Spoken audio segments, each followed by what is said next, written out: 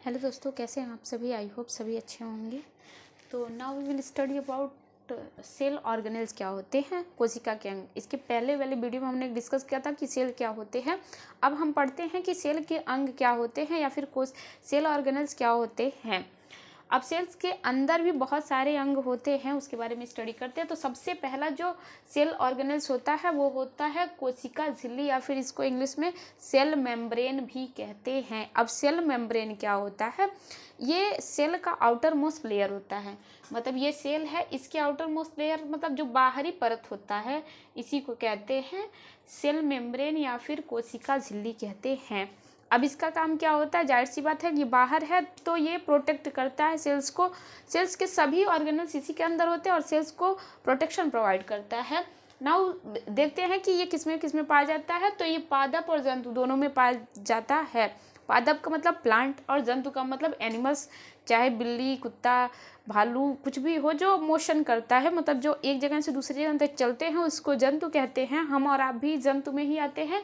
और दूसरा होता है पादप। पादप मीन्स प्लांट जो अपने जगह पे स्थिर रहते हैं उसको प्लांट कहते हैं। तो प्लांट और एनिमल्स ये दोनों में पाया जाता है। जो सेल मेम्ब्रेन होता है, कोशिका झिल्ली होती है। अब बात आती है कि ये सेल मेम्ब्रेन बना किसका होता है? तो ये सेल मेम्ब्रेन बना होता है प्रोटीन का बना होता है। और ये कोशिका के सभी अंग इसी झिल्ली में रहते हैं। ये जो झिल्ली है इसी के अंदर कोशिका के सभी अंग रहते हैं। अब सिंपल से भाषा में आप लोग समझ सकते हैं कि जब आप मार्केट में जाते हैं, कुछ भी चीज़ें खरीदते हैं, तो शॉप वाला दुकानदार आपको मान लीजिए आलू लिए, प्याज लिए, कुछ भी लिए, तो क्या करता है कि एक झिल्ली लगा देता है।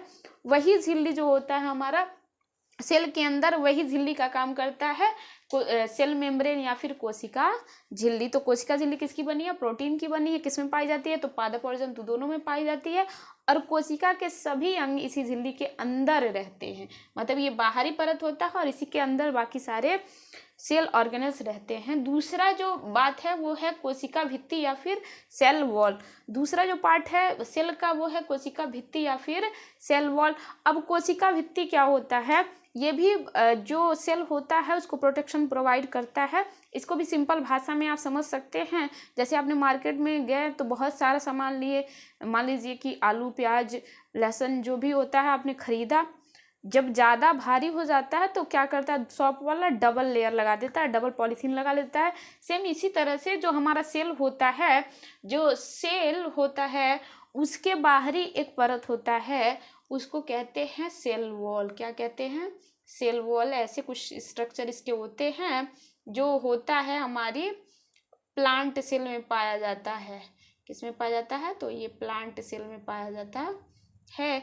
और सेल वॉल का काम क्या होता है? ये हमारे सेल को प्रोटेक्ट करता है। तो कोशिका भित्ति या सेल वॉल ओनली प्लांट, सिर्फ प्लांट में ही पाया जाता है, ये एनिमल सेल में नहीं पाया जाता है। और ये किसका बना होता है? तो सेलुलोज का बना होता है।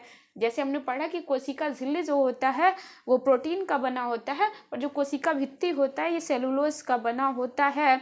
तो जितने भी चीज़ें, अगर कोई भी चीज़ प्लांट से बनी है तो इट्स मीन कि उसमें क्या पाया जाएगा?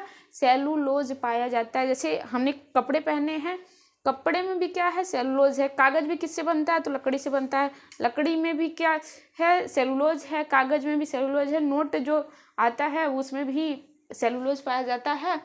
तो अब इसका काम क्या होता है? सुरक्षा तरह आकार प्रदान करना। ये प्लांट सेल को सेफ रखता है और उनको आकार प्रदान करता है, सभी सेल ऑर्गेनल्स को। तो अभी के लिए बस इतना ही। तब तक के लिए थैंक यू वेरी मच।